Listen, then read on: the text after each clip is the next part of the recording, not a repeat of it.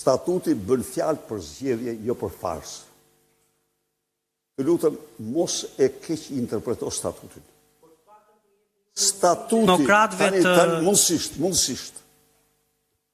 Në qoftë se statuti do shkruante për farsë dhe unë mund t'jap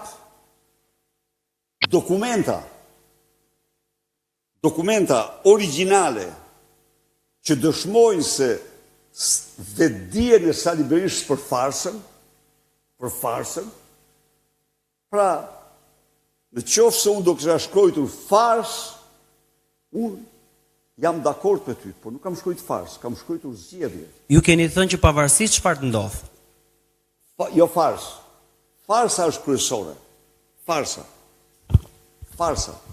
Sepse unë mund nxjerr dokumenta në të cilat me qartësi të madhe kam folur për farsa gjatë këtyre viteve. Pra, nuk është se i mungonte fjalorit tim politik nocioni farsë. Nuk më mungonte, s'mund të mungonte ai mua, kurse si. Po, Anisa. Zoti Berisha, në Vjeshtë pritet të zhvillohen në zgjedhje të pjesshme në disa bashki, ku më shumë gjas edhe në Tiranë, në Vjeshtë. Zgjedhje të pjesshme vendore në disa bashki, ku pritet edhe Tirana, zgjedhjet në Tiranë. Cilat do të jenë masat që ju mund të merrni për të ruajtur institucionin e votës së lirë? Kjo është do zhvillohet farsa e radhës. Ne themi që do zhvillohet farsa e radhës. Me Edi Ramën ka vetëm farsë. Kjo është e vërteta, me Edi Ramën ka vetëm farsë.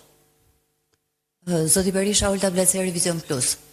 Ju vlerësuat Fox Newsin si një nga mediat më të rëndësishme. Ju vlerësuat televizionin Fox News si një nga mediat më të rëndësishme. Fox Newsin i cili botoi shkrimin e Zotit Nesha. Top Channel? Ja. Po, të më falë një minutë. Top News është bie Top Channelit apo e kam gabim? Jo, Nuk e di. Asu se di, unë kujtoj se po. Ja, po flisja për Fox News.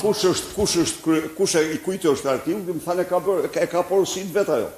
Gjithë që s'ka nësi ajo, mund porosis, nuk kam asnjë gjë, po u detyrova ta sqaroj atë.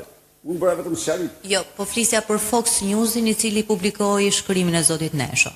Ju e vlerësuat si një nga mediat